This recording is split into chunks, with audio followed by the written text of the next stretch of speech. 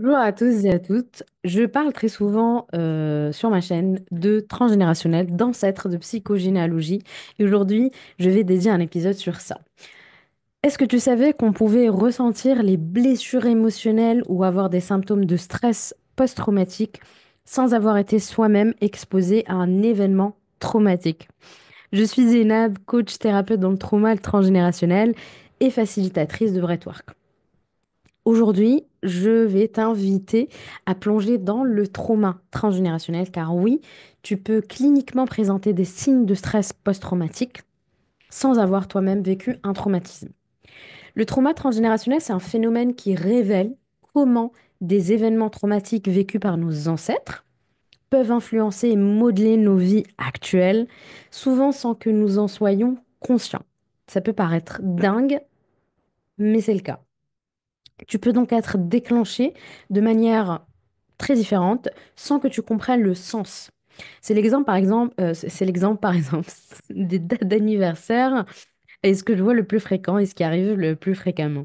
À une date lambda, il va se passer quelque chose et il s'avère qu'à cette date-là, un ancêtre a vécu un événement traumatisant marquant.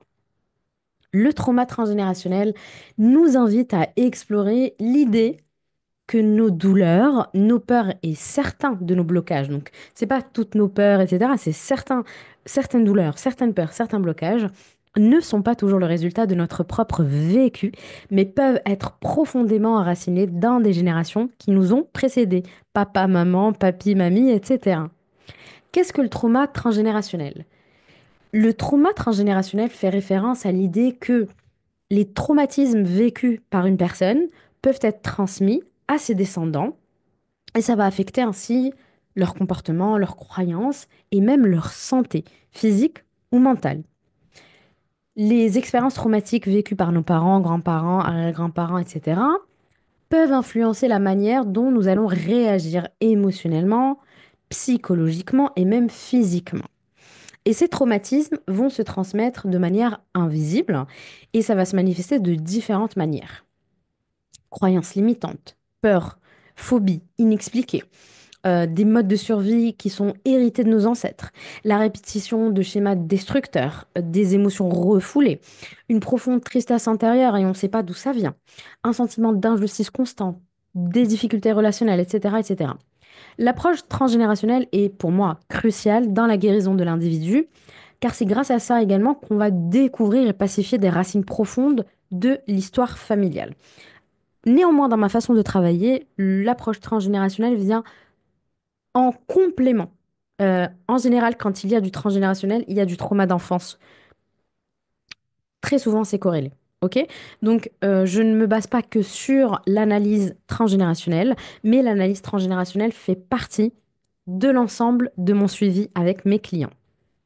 Comment est-ce que les traumatismes sont-ils transmis? Et d'ailleurs, je parle de clients, on me dit toujours, oui, c'est du business, tu parles de clients. Je ne suis pas médecin, je ne peux pas dire patient. Voilà. Comment les traumatismes sont-ils transmis? Les mécanismes de transmission des traumatismes sont un peu complexes et peuvent se manifester de différentes manières.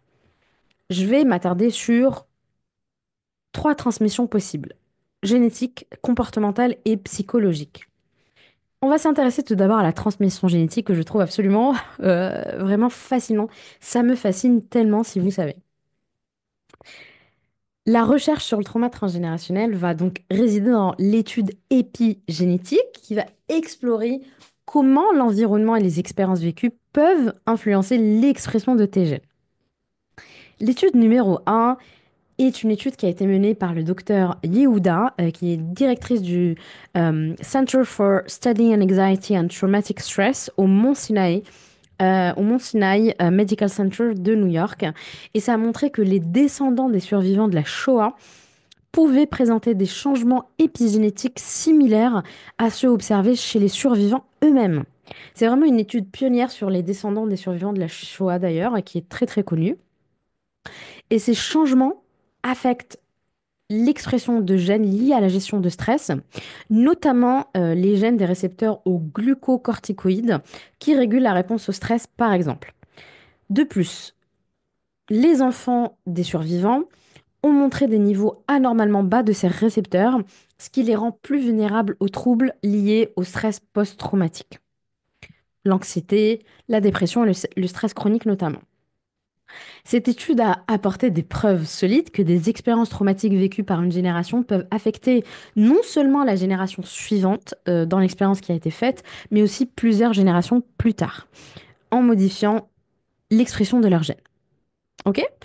L'étude numéro 2, qui est très très connue aussi dans le monde du trauma transgénérationnel, c'est l'étude qui est appelée en anglais Cherry Blossom.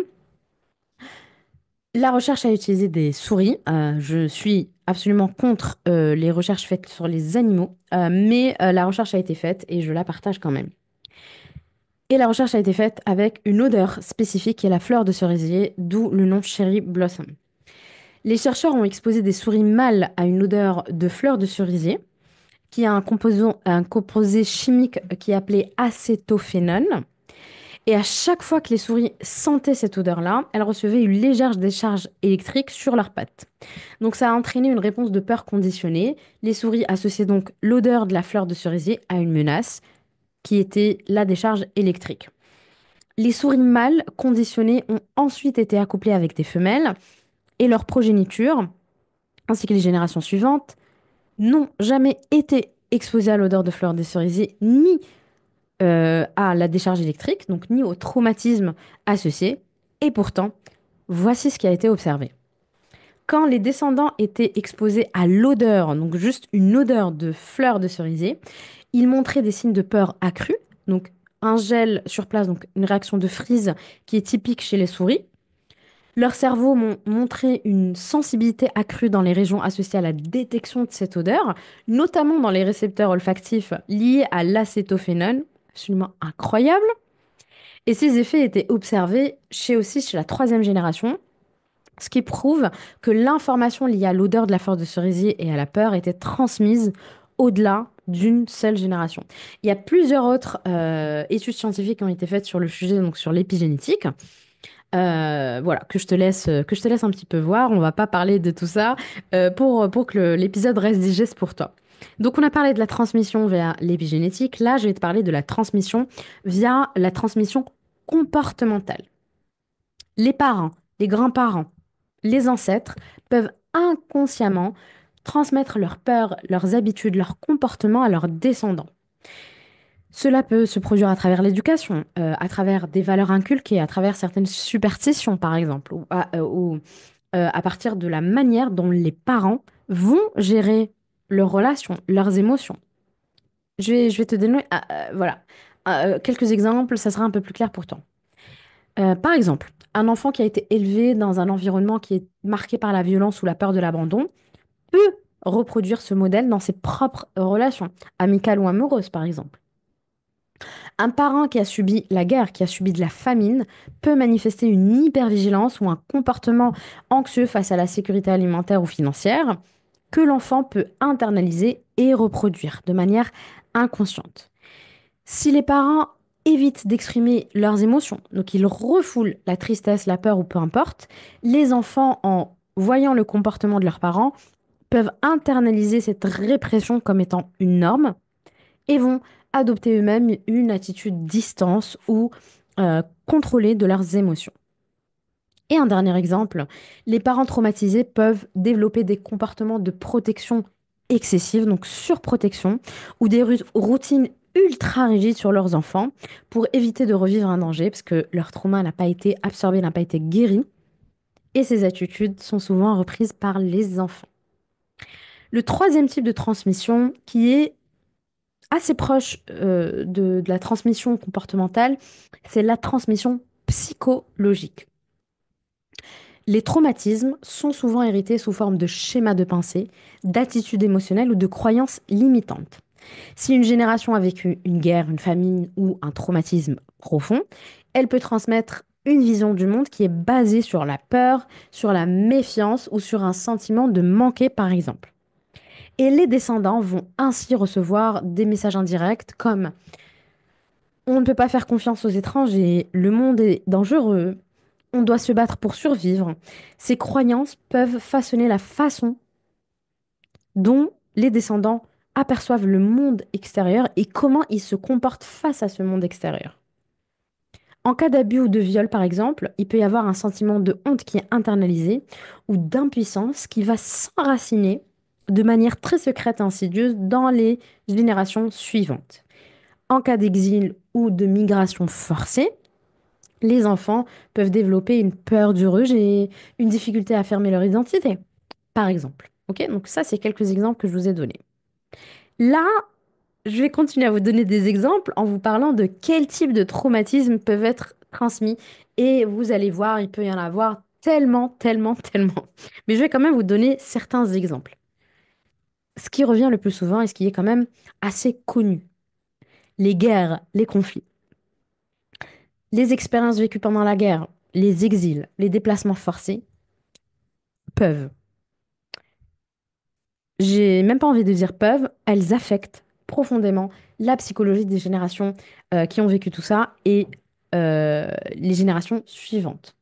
Cela va engendrer des transmissions de peur, d'hypervigilance, de comportements de survie, voire même des sentiments de honte, de culpabilité toxique ou d'insécurité. Il peut également y avoir un trauma identitaire, une perte de repère culturel ou un sentiment d'infériorité qui va tout le temps être là. Ça, c'est pour les guerres, les conflits de manière générale. Ensuite, les abus, les violences, ça aussi, c'est très, très, très fréquent. Les expériences vécues pendant, donc chez les ancêtres, que ce soit des violences physiques, émotionnelles, sexuelles, qu'elles soient vécues par ton parent, le grand-parent ou des ancêtres un peu plus loin, ça peut être transmis de génération en génération à travers des comportements ou des émotions qui sont réprimées, par exemple, ou même des croyances. L'enfant peut grandir avec un sentiment de peur, d'impuissance, de honte, encore une fois. Et ce type de trauma peut même engendrer des schémas relationnels dysfonctionnels transmis aux descendants, une peur de l'intimité, de l'agressivité, etc., ou même une répétition de ces cycles-là. Et ça peut se transmettre de tellement, tellement d'autres manières, ok? Voilà, sur le corps physique, mais j'en parle un petit peu après. Ensuite, il y a les famines et les privations. Ces périodes de famine ou de privation extrême vécues par tes ancêtres peuvent conduire à une peur du manque ou à un comportement d'accumulation chez les descendants. Ça, je l'ai vu plein de fois. Même dans un contexte d'abondance, la peur de ne jamais avoir assez peut se transmettre et est là. Je comprends pas, j'ai un salaire, tout va bien, et j'ai même de l'argent de côté, mais j'ai toujours peur de manquer. J'ai toujours besoin de stocker dans mon frigo. Je n'ai pas assez à manger. Je mange énormément, je stocke énormément et je grossis sans raison. Je n'ai pas assez d'argent. J'économise trop. Au contraire, je dépense trop pour ne pas risquer de perdre l'argent mis de côté, etc., etc. Donc ça peut se... Vraiment, on peut voir ça de tellement de manières. Il y a ensuite les discriminations, l'oppression. Les traumas liés à l'oppression raciale, l'oppression de genre ou sociale laissent des traces profondes forcément. Les descendants de ceux qui ont vécu tout ça peuvent souffrir de troubles liés à l'estime de soi, d'anxiété, de peur irrationnelle, de comportements de défense. Il peut même y avoir une peur de l'autorité, une aversion aux règles, un sentiment d'insécurité constant. Et puis, quelque chose qui arrive très fréquemment aussi, c'est les secrets de famille. Le truc le plus commun, le plus fréquent, la grossesse hors mariage. Parce que dans une époque, donc il y a des dizaines et des dizaines d'années, bah, et dans certaines cultures, hein, c'est encore le cas, bah, une grossesse hors mariage, bah, c'était tabou. Une grand-mère, une arrière-grand-mère dissimule une naissance ou une grossesse et même une adoption. Elle envoie son enfant à l'adoption pour cacher tout ça. Les descendants ressentent un vide inexplicable ou une peur d'être rejetés ou d'être abandonnés, par exemple. Toujours en parlant d'adoption, il peut y avoir donc des adoptions qui ne sont pas révélées. Un enfant qui découvre par exemple tardivement qu'il est adopté, les générations d'après peuvent avoir un sentiment d'identité qui est fracturé ou même de méfiance envers les parents, envers les autres. Encore une fois, je vais continuer sur l'exemple d'abandon parce que c'est très fréquent. Une mère abandonne un enfant dont personne ne parle. Les descendants vont avoir forcément une peur de l'abandon. Ils vont s'abandonner même eux-mêmes, donc une forme d'auto-abandon, et les relations peuvent être instables. Une victime d'inceste qui garde le silence. Combien de fois c'est fréquent? Qu'est-ce que c'est fréquent? Les descendants héritent d'un malaise autour de l'intimité, par exemple, ou d'une méfiance envers les figures masculines ou féminines. Ils peuvent aussi développer des symptômes physiques, vaginisme, infection urinaire chronique, etc., etc. Quelque chose de très fréquent aussi, les avortements clandestins. Les enfants, les petits-enfants héritent inconsciemment de la culpabilité non exprimée de cet avortement-là, développant ainsi donc de la honte, voilà, le truc le plus fréquent, et une peur inexpliquée autour de la maternité et de la sexualité. Je ne sais pas pourquoi, mais j'ai tellement peur de devenir mère. J'ai tellement peur de tomber enceinte. Il peut également y avoir des difficultés à concevoir des fausses couches à répétition, où les descendants peuvent tout simplement vivre des grossesses très stressantes sans vraiment comprendre pourquoi. Et enfin, un secret qui est assez fréquent aussi, c'est le suicide, qui peut être présenté comme un accident ou une mort naturelle, par exemple. Les descendants vont hériter d'un tabou autour de la mort, une peur de la mort ou un mal-être inexpliqué de manière générale. Ok? Donc, là, je finis cet épisode-là parce que là, je voulais vraiment te présenter le trauma transgénérationnel, te présenter quelques exemples de trauma transgénérationnel. Et dans le prochain épisode, je vais te parler des signes du trauma transgénérationnel. Donc, comment reconnaître le trauma transgénérationnel en toi, chez les descendants. Donc, si tu es un descendant de trauma qui a concerné tes lignées, et comment s'en sortir. N'hésite pas à mettre un pouce, à partager, à me laisser un commentaire si ce sujet t'intéresse, si tu as des questions, n'hésite pas aussi. Et c'est un sujet que je travaille très souvent en coaching avec mes clients et que je travaille très régulièrement, très fréquemment aussi en breathwork. Donc, j'ai hâte de te faire le prochain épisode et je te dis à très très bientôt. Ciao ciao!